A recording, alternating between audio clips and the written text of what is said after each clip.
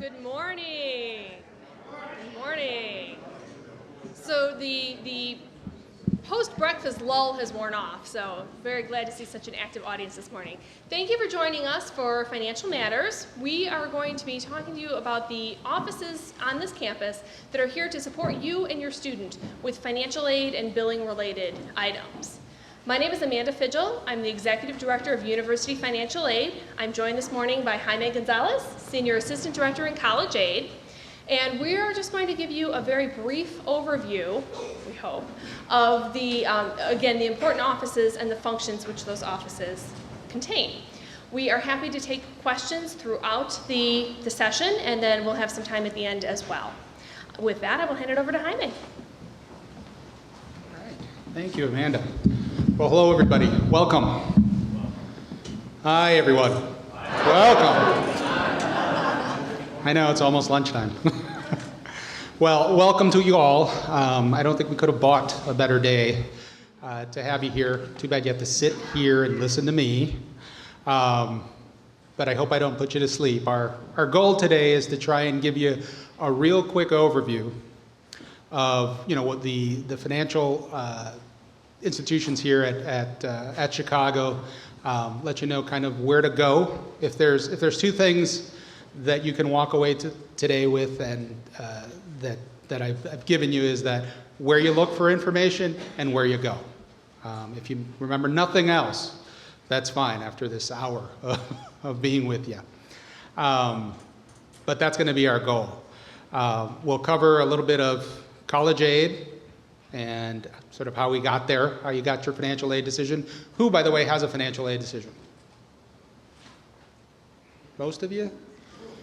Does everybody who has a financial aid decision, is there anybody who wanted to still apply? It's not too late? Okay. It's not too late. You can certainly apply. We'll be happy to provide one for you. But we'll cover college aid or financial aid. We'll talk a little bit about the Bursar, student loan administration, and then work study. So a couple of housekeeping pieces. This is our website. As you can see, this is our first page. There's a lot of information on it. But I'm going to point you not only to the web address, but also to the tab at the top there, labeled Resources. That will be the spot in which we will sort of hide all of our forms that we'll be asking for over the next 4 years. So that's a good place for you. If ever your son or daughter asks, I didn't fill out this form, where is it? Dollars to Donuts, it's there. And so you can certainly access it and get it to us. So where are we located? That's a real question. Where are we located? On the webpage. On the webpage. See? I am going to tell you. We are in the Walker Museum, room 309, on the 3rd floor. Now, to give you sort of a landmark, if you're familiar with the admissions office in Rosenwald, everyone is? Yes? We are connected next door in the Walker Museum. So just go up a couple flights of stairs, and we're in 309 in a very hidden corner. We try to hide a lot, and escape as quickly as we can. But we are there. Our office hours are 8:30 to 5. We take walk-in appointments, so feel free at any point to come on in if you're ever in town. And we'll have someone sit down with you. We also will take any inquiries by telephone and by email. So at college-aid at UChicago.edu. So feel free to email us. Hopefully we'll get back to you the same day, but if not, within 24 hours, we'll try and get a response to you as soon as possible. Okay? So what's our goal? What's our mission in college aid? Well, it's to see if we can make this, this world-class education, UChicago, affordable. That's really what we're striving for. When we began this process, or when you began this process, our goal was to see if we can get you the best aid decision. Our function in the college aid office is to produce need-based financial aid decisions. So to that end, what did we make you do? We made you fill out a lot of forms. I'm sorry. But we needed that information to see if we could provide you with the best financial aid decision we could. And those forms, I'm going to just rattle them off. We made you do that CSS profile. I can tell you all love it. That's the form you really loved, right?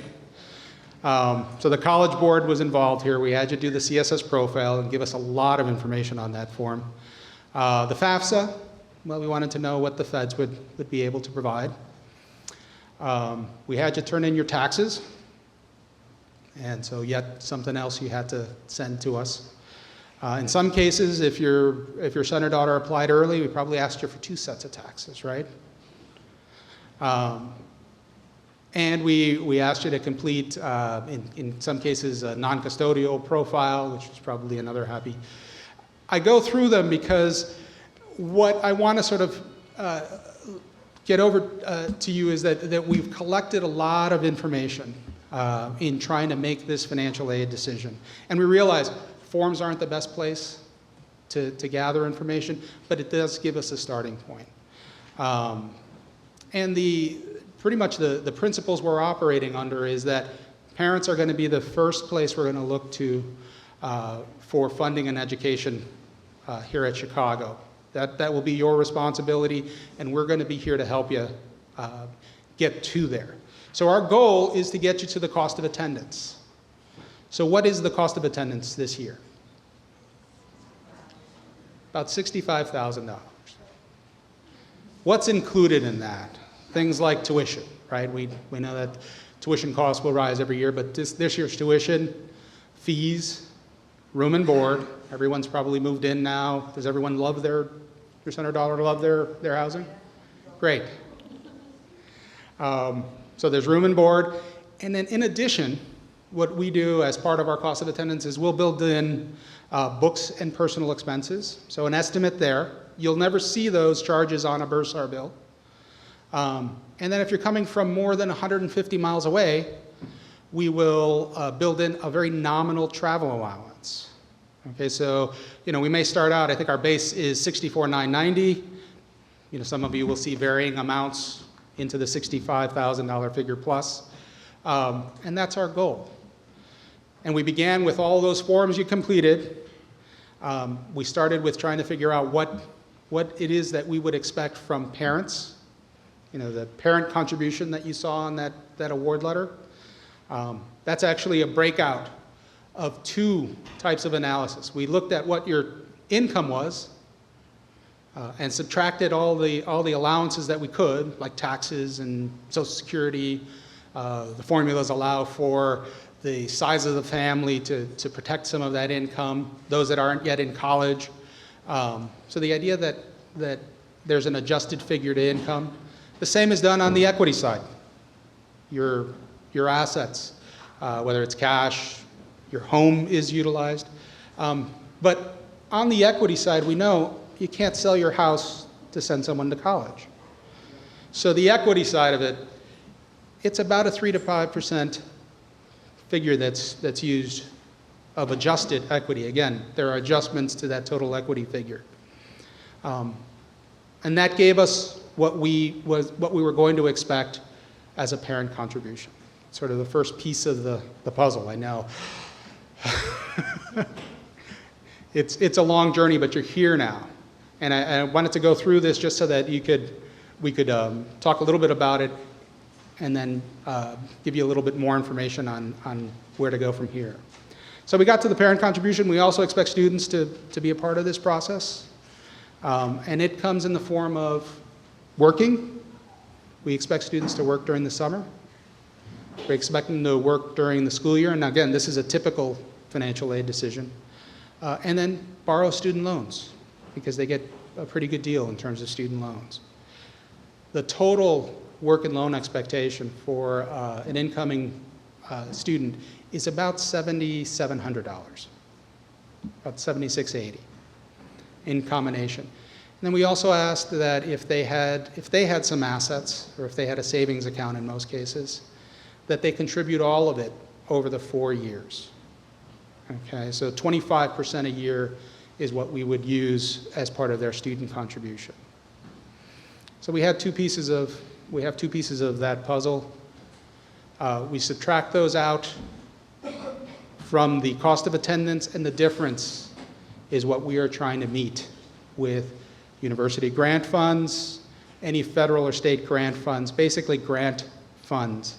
And in essence, that's kind of how a financial aid decision is put together. Any questions? Okay. Scholarships. I know that you all have great kids. They all are here.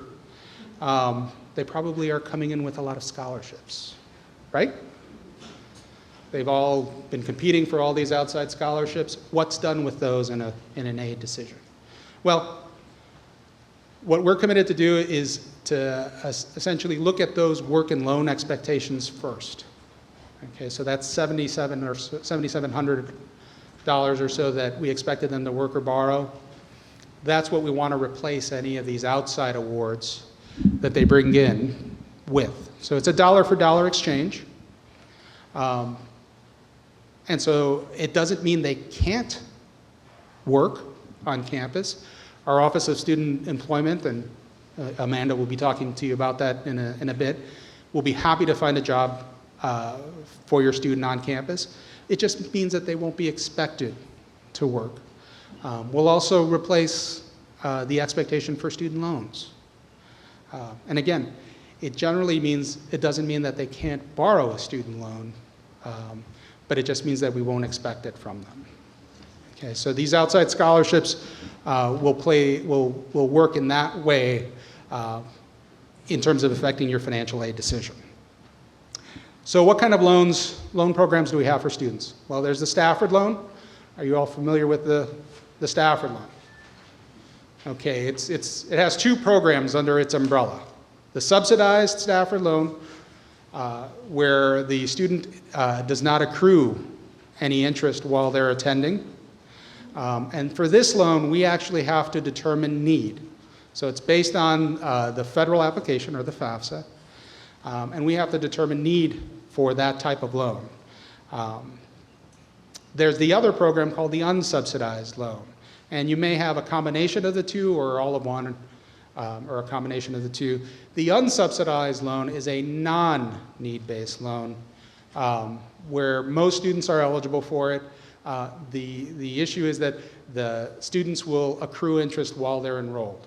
And whenever a student is borrowing an unsubsidized loan, we're always encouraging students to make payments on the interest while they're in school, so that loan doesn't increase. Now, some of you may have seen in your financial aid decisions the Perkins loan. The Perkins loan is considered campus-based aid, so it's really sort of administered in-house on the university's campus. And again, we'll talk to you a little bit about that office and what happens there. But that is a loan that carries a 5% set rate.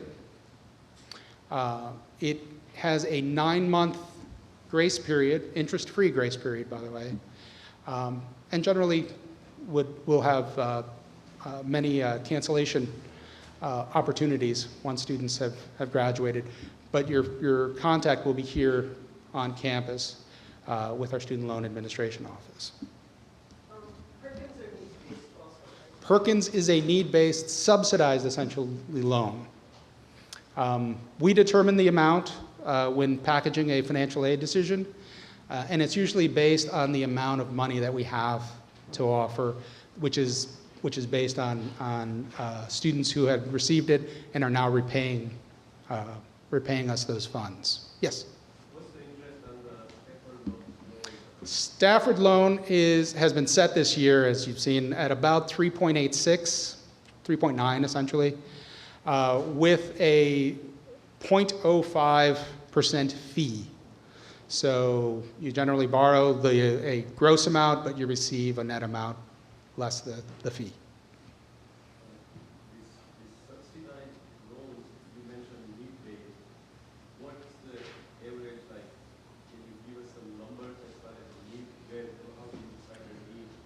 Well, it's actually decided for us when you complete the FAFSA.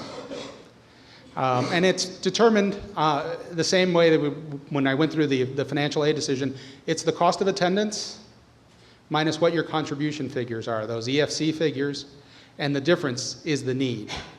And that in that mix is where we will place a Stafford loan if we're able to, based on the FAFSA's calculation. What is EFC? EFC, what you mean in general, what is the estimated financial contribution? That is the resulting factor, or the resulting figure that you receive when you complete your free application for federal student aid.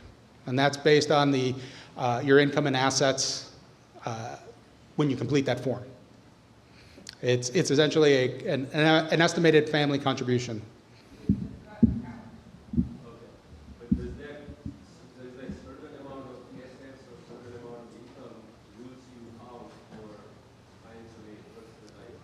The question is there a certain amount of assets or income that takes you out of that amount? Well, yes, by nature, the application would determine what they expect you to be able to pay for college, which is the family contribution figure. And that, compared to the cost of attendance at an institution, is where we would be able to determine what we could offer. Does that? Okay. Let's talk a little bit about those situations where, let's say, a financial aid decision wasn't what you expected. Has that happened? So appeals, okay? So the appeal process at Chicago is very straightforward. It basically involves you telling us what it is that we missed. And as I mentioned, we collected a lot of information. We tried to make this the best decision we could the first time. So this is your opportunity to tell us, what did we miss? And you basically let us know with a formal letter. There may be another form, especially in cases where there's an income change. Perhaps someone is no longer employed. We may send out some additional forms if you let us know what the situation is. And our committee will review those and let you know if there's a possibility for a change. Sometimes, or a good time to apply for aid is if there's a second child coming to college. That affects the formula quite a bit. Conversely, if there's one leaving, if you started out with, let's say 2 in college and 1 is graduating, that's another time where the contribution figure may jump for that year. So that's another time to come and let us know what's happening. Yes? Would we apply fresh every year? I'm sorry. We apply fresh every year. Would you reapply? Yes. I'm actually that's our next, what happens next year? Well, what happens is we're going to make you do it all over again. Sorry. We're going to make you submit all of those forms again. We will, again, do the analysis. But our commitment to you is that if things are relatively the same, that you will be expected to pay relatively the same amount. Okay? Yes? If you don't want to go through all that, but still have your student apply for a non-subsidized Stafford loan, is that possible? Good question. Thank you. Yes. We always want you to fill out more forms because we want to make sure that we've given you everything that we could. But we realize that there are situations where you know what your situation is. You really only want the federal loan, or you want your student to borrow the federal loan. In this renewal process, there will be a set of questions that asks, what are you interested in applying for? All types of aid? Just the federal aid? If you were fortunate enough to receive a merit award, that's all you want? And then students will be able to checkbox that. Now, what's the calendar for that? So all of you are incoming parents, right? Incoming students.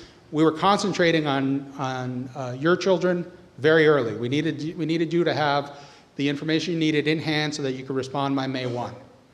As a returning student, your deadline would be May 1 to submit all the documents for renewal. We generally notify students about the first couple weeks of February. It's done by email, and it has to go to the student. So that is the time to call them, okay? That's the time. It'll be an online process. And the second thing I want you to remember, the first thing was the resources tab and the websites, is myuchicago.edu.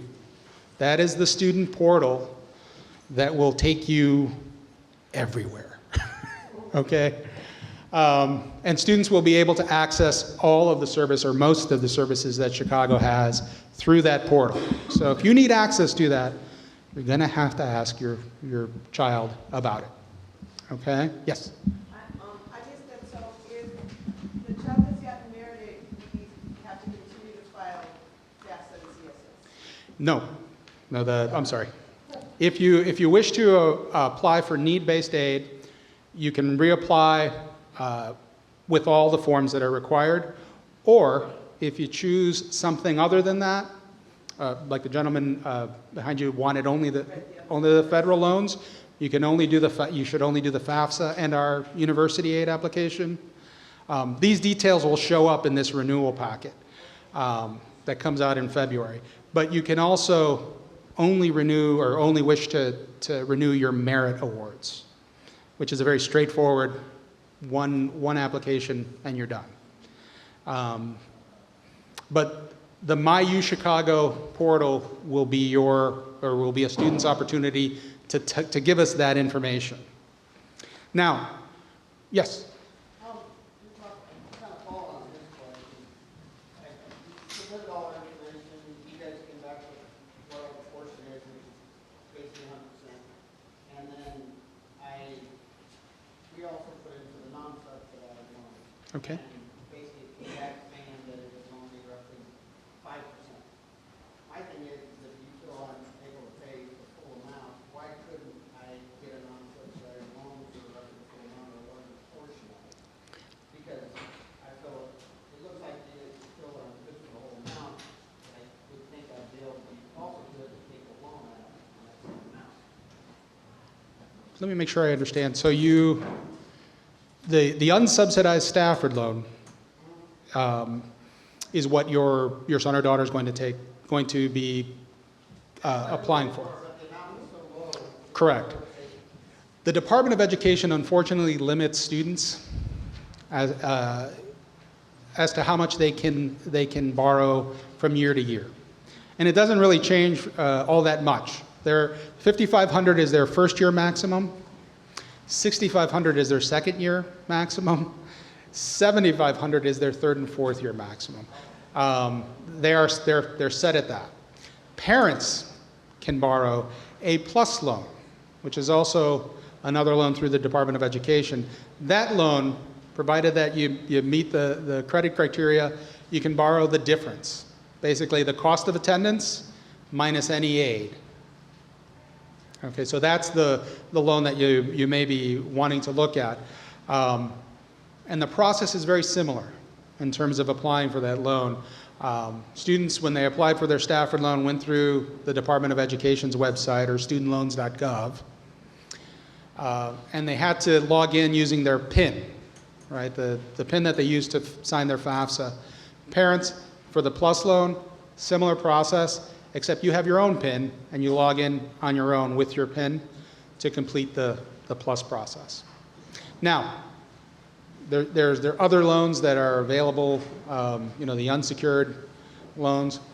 Those we generally leave to you to make sure that you research those, because we essentially don't recommend them very much. There's a question in the back? Yes?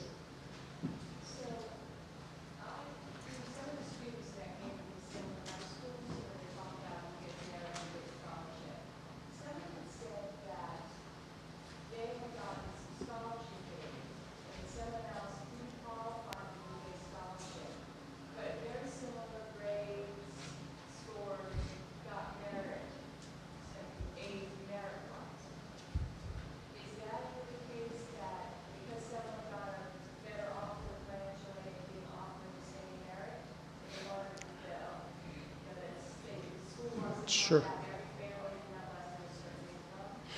Well, I think the principle there is that college aid handles need-based aid. The processes are very separate. Merit aid, although being financial aid, is done during the admissions readings. And they're done only once, or they're done only during the prospective year, and then renewed throughout the 4 years that they're here. So those are guaranteed, essentially guaranteed awards. But the need-based piece is what requires the analysis.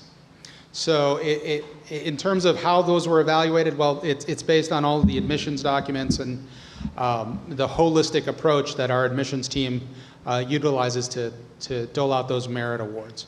So that process is done outside of our office, and then we're notified of those. Do you have a question? You want us to jump around, or do you want us to wait to the end for the questions? It's up to you. It depends on how far you're going to jump. I'm going back a little bit. Sure. One cost I didn't anticipate, I should have anticipated, I think, but I didn't, was the health insurance. Yes. And I'm curious to know whether or not, when you give the figure of 65,000, whether or not you're also thinking of including health insurance. And if you're not, I would recommend making sure that parents are aware of that. Okay. So the question was, or the comment is that one cost that was not anticipated was health insurance as part of the cost of attendance. So in our cost of attendance figure, that 65,000 or so figure, we do not include health insurance because, quite frankly, many of our students are covered by health insurance through their parents. So there is an option that the Bursar, when they send out their bill, they send out an insert where the student health insurance office will allow you to waive that charge if you are covered. Now, you have to be covered in some way, shape, or form through a plan, but you can waive that cost, and then you're essentially not billed those charges. If you have to take that cost, that's where we count on our Bursar's office to send out that, but definitely probably something we should do a little earlier than later. Just to mention. Absolutely, to make sure that that those pieces are in. Thank you. Anything else? Yes. Yeah, I'm looking for the first part of this student. So when I read your award letter, so is there online and we can look back or just one time? The award letter is usually mailed, Yes. and then during the prospective cycle, you actually had access to it online through their admissions portal, which would be the same sort of portal, but and then those are taken down, but we have mailed a hard copy. That is your hard copy of the letter. The online access now would be on that My UChicago portal, which essentially only tells you what the scholarship or grant amounts are, as well as loan amounts that are applied for. So it's not as complete as the award letter that you received that actually breaks things out into contribution figures, cost of attendance, things like that. So the limitations of our portal, would be what you have access to. Okay. So a couple things I want to remind you of in this renewal process is that when what we are committed to do is to offer you financial aid for 12 quarters of financial aid. Right. Our academic year is autumn, winter, and spring. And so we are committed to offer you 12 quarters of aid, so 4 years of potential eligibility and applying for financial aid. That's something that you want to sort of keep in mind in case students want to perhaps take a summer quarter and ask for aid. Students can request aid over the summer. It's important to remember they have to be full-time to receive financial aid. But the summers are usually very condensed, and to take a full load over the summer would be challenging. They're all great kids. They probably can handle it. But from a financial aid point of view, summer is usually less expensive than the school year. So you don't want them to use a quarter of aid, which they may need at the end, in the spring quarter of their fourth year. So just something for you to keep in mind. Also, they have to maintain progress. They have to maintain standards. In terms of university aid, as long as they are in good standing with the Dean of Students, their university funding, their university grant, and their scholarships will be renewed. Federal aid, any student loans, any federal grants, if you're in Illinois, any state grants, and perhaps some other states that have their own grant programs, you do have to maintain academic progress standards. And at Chicago, it requires that they complete 70% of the courses they register for, and at the end of their second year are maintaining a 2.0 GPA, basically that they're on track to graduate. So a couple of things to remember. We also want to mention study abroad. There's always questions about, we always encourage students to study abroad. Chicago has many, many programs. We have a few centers around the world, and many of our students, quite frankly, study abroad. The aid office will encompass or will be able to fund study abroad options if you're aid eligible. Generally what happens is during the term that students are away, they are assessed a program fee. And when they apply to the study abroad program, they're told what those fees are and what they cover. But that program fee will essentially be part of their cost of attendance that year when we put together the financial aid decision. So there will be opportunities for students to study abroad, and we will utilize those costs when determining what their aid is. Also, we realize that sometimes students run into some hardships where they, perhaps between terms, where they may need emergency loans.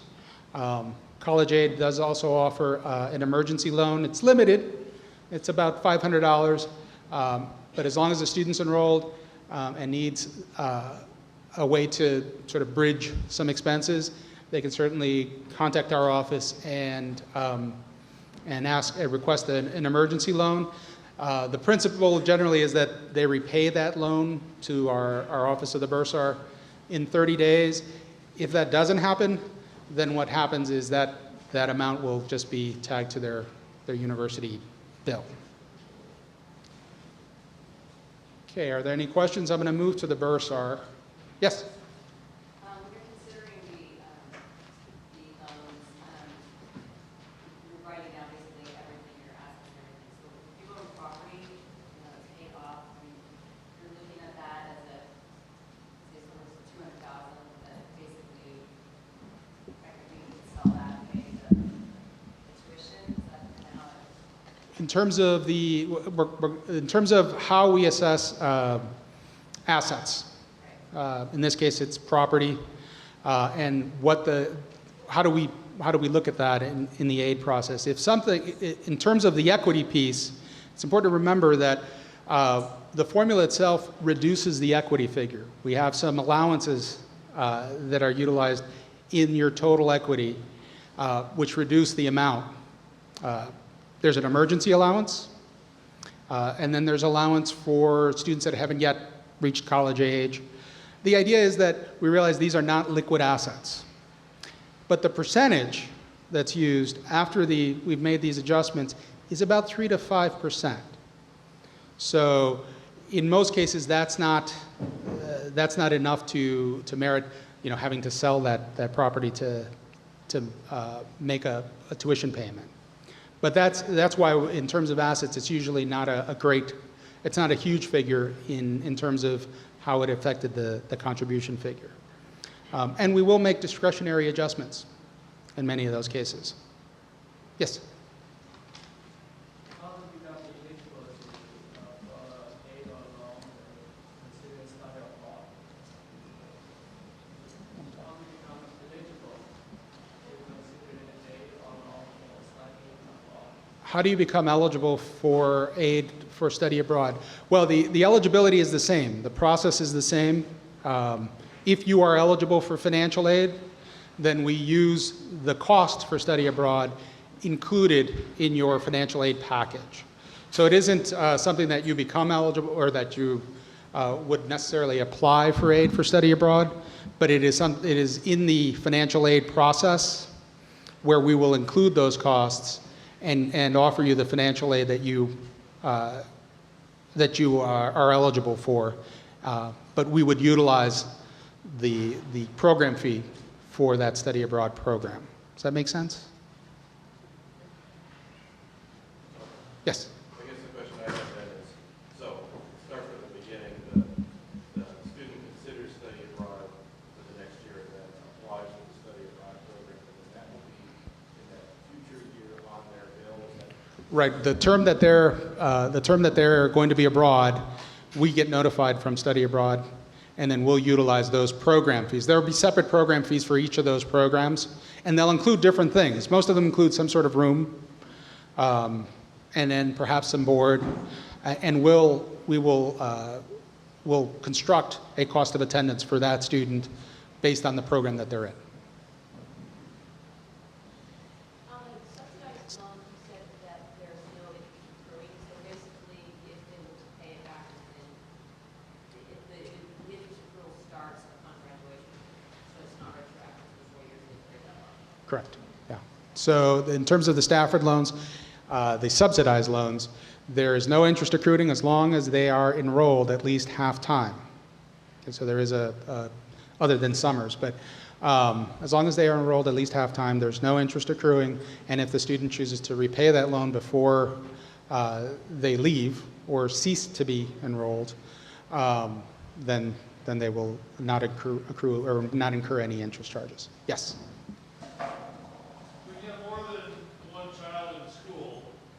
Yes. Why doesn't grad school?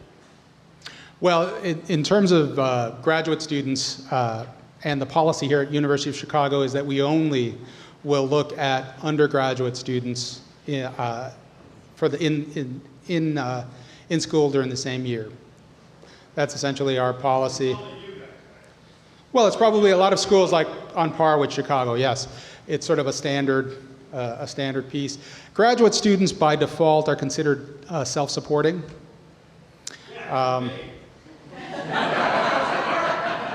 Good point. Good point. It's supposed to work that way. But yes, in terms of the consideration, we would only consider those that are in undergraduate. That's been a policy for a long time. Many, many years. We're looking at it constantly. Well, you'll be the first to know. All of you will be the first to know. Yes? I have a question regarding the textbooks. So it's already counted with the estimate? The textbooks already counted in the estimate? In a way, yes. We've included an estimated allowance for books and personal expenses, but it's a combined allowance. Depending on what students are enrolled or which classes they have, it could determine what they have to pay for. But students are expected to go to the bookstore and purchase their own books, so it'll never be on a bill. You'll never see it on a Bursar's bill. Although we included it when we put together the cost of attendance. So yes, in most cases you are paying it out of pocket, and if there's aid, if your son or daughter received enough aid, then they will get that returned to them. Yes? Are there students who are offered scholarship or second, third, and fourth year, being done the first year grades and performance? It's selected number of students based on the first year performance, they are given scholarship for second, third, and fourth. Are there merit scholarships for returning students, is the question. Unfortunately, all merit awards are done in the admissions process only during the first year or during the prospective cycle, and then those awards are renewed. But unfortunately, there are no merit awards that are offered to returning students. Yes? I'm just looking at time, and Sure. I'd like to make sure we hear the Bursar. Oh, absolutely. Let me go through. So this is the Bursar's website. They are located on the third floor of our bookstore building. That's where you will see the charges, right? All your charges and credits applied. Again, myuchicago.edu will be the portal in which students will have access to that. The Bursar will send out at least 2 bills per quarter. You've already received one that was generated in August. It was due September 20th, as all of you, I'm sure, are aware. And they will generate another bill after the first week of the term, which will list actual charges and actual credits. Now, that may be a little confusing, but I always use the example of the Stafford loan. It has a fee. So in the pre-bill, you'll see a gross amount. In the second bill, you might see a net amount, minus the fee. And this will happen every quarter, so in December, and then again in March or April. Refunds. If students have a credit on their account, then they can access that credit and be refunded those funds. Most students, if not all of them, are now utilizing the direct deposit format. Again, myuchicago.edu. Through their portal, they can determine what bank account to have that sent to with all the routing numbers, and the Bursar will then send any refunded or any credit amounts to those accounts. How can you pay? Well, you can pay by check to the office of the Bursar. And on their website, you'll see their address at the third floor of the bookstore. You can do it through wire transfer or ACH. There's also e-billing. Now that would give you 24/7 access, and the Bursar has partnered with Sallie Mae Solutions to give you access to that account, and you can make a payment and have access to that account 24/7. There's also payment plans through tuition management. Who utilize those? Okay. So you started up in July. There was a one-time fee, so there's no interest on those plans. It was an 8 or 10-month plan, and I think probably everybody opted for the 10-month. And I believe that in future years, those can also be stretched out to a 12-month plan. So be on the lookout for that. You basically start up in July and end up in April at this point. So those are the 2 plans that you would be eligible for. Okay, so I'm going to turn it over to the boss, Amanda Fidgel. Thank you, Jaime. Yes, thank you. You've had wonderful questions so far, and we'll have a little bit of time at the end for some additional questions as well. But before we do that, Student Loan Administration is one of our partner offices here on campus that helps with the paperwork aspects of some of the loan programs, particularly the federal Perkins loan. So we talked about the Perkins loan being a need-based loan, and there's, of course, paperwork involved once the student is awarded that program. There is a paper promissory note and a reference form that must be completed and submitted to Student Loan Administration. You may have already visited their offices yesterday, or your student is free to turn in that paperwork at the bookstore building, 4th floor, anytime this week. There's also an entrance counseling session, which is an online session that explains the rights and responsibilities of a student loan borrower. All those good things. It's a loan, has to be repaid. It takes about 20 to 30 minutes of their time. If you are borrowing a Federal Plus loan, and you've borrowed an amount that, when combined with all the other aid that the student is receiving, the amount of the Plus loan was going to create an excess credit that is to be refunded, the standard is that that excess credit is refunded to you. If you prefer that your student be the recipient of those funds, there is a form which you can complete through the Student Loan Administration website. You can print it from their website, or stop by our offices in Walker, and we'll be happy to provide you that form this afternoon. That form will then authorize the Office of the Bursar to return the funds to the student via direct deposit or via a check. So if that is your preference, please feel free to contact us or Student Loan Administration to complete that process. Student employment. The student employment process at University of Chicago works primarily through the Human Resources website. I took a look this morning, and we have exactly 300 student employment postings as of this morning. About 2/3 of them are federal work-study positions. Federal work-study is a need-based financial aid program, much like the subsidized Stafford loan, federal Perkins loan. If your student was eligible for federal work-study, we made that award in the financial aid award. Federal work-study jobs are partially subsidized by the federal government, which is why they're more plentiful on college campuses and why at the same time they're also at a premium. We have a fixed pool of funds through which to award federal work-study to students. And so when those funds are exhausted, the jobs have to be closed, the job postings have to be closed.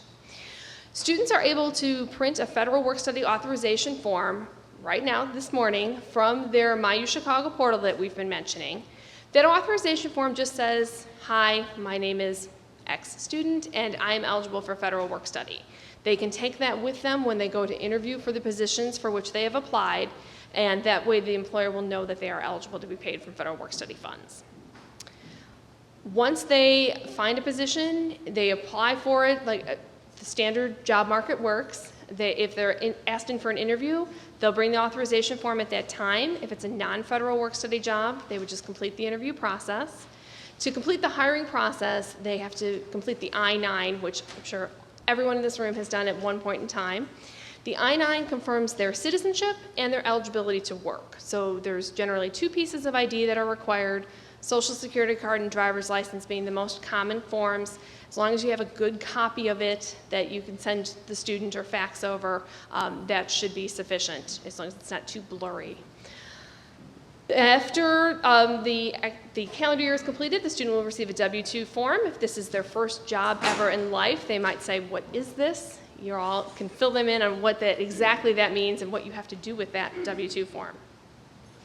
In helping secure employment for whether it's a student employment job or as they continue throughout their college time with us at the University of Chicago, our career advancement team has some wonderful resources. They will assist with resume and cover letter writing. They have numerous internship opportunities that students can participate in. They will take students on treks to different places around the globe to meet with employers in different specific fields of interest. So if you have not yet heard about our wonderful career advancement, this is just one place where I get to mention their great benefits of the University of Chicago education. Career advancement can help students find employment now and prepare them for their future. So that's Jaime did the heavy lifting in this presentation today, but questions, yes? As part of their financial aid, one of the opportunities was the work study activities. How does the student find out when he's asked to do that or responsible to work that out? Just like the job market, you can apply for a job at any time. So the postings are now available to students, and if your student has worked in the past through high school, maybe they're ready to jump in and take a job here at the university right away. If they want to hold off a little bit, see how their courses are, join the clubs that they're going to join, et cetera, and they want to look at a job a little bit later this academic year, that is fine. It's just like the job market, it's first come, first serve, so as jobs fill in the next few weeks, the offerings will be a little bit limited if the student decides to wait until winter quarter to find a job. But it's not all or nothing. You can apply at any time. Yes? For all students who have that work study as part of their financial offer, are there jobs available for them? Yep, there was 191 jobs this morning. All right, so more than enough jobs. We have a lot of students as well, so it's not as if every student, and we don't match students with jobs, so it's up to them to find what works for them. If you definitely want a job, the earlier you're getting in, the better. Yeah. Oh, go ahead. Okay, so their loan amount will, if they goes over, it will be reimbursed to their account also, or a savings account. And then also any money they make at either a work study or student employment, they earn that money and that goes into their account to pay for things over the next year. How does that affect their financial aid if 100% is counted towards aid for the next years? It's already been told they were supposed to earn that and get that. Right, it kind of is just a self-fulfilling circle. So we are asking students to work and earn about $2,000 each year. We award them work study for about $2,000. If they work then next year when we're expecting that $2,000, they've already made that, they've earned those funds. So it sort of just keeps rolling forward. It doesn't just grab more of it, say I need 2,000. No, it's not going to be 2,000 then 4,000. It doesn't multiply. It's just kind of the same expectation year after year.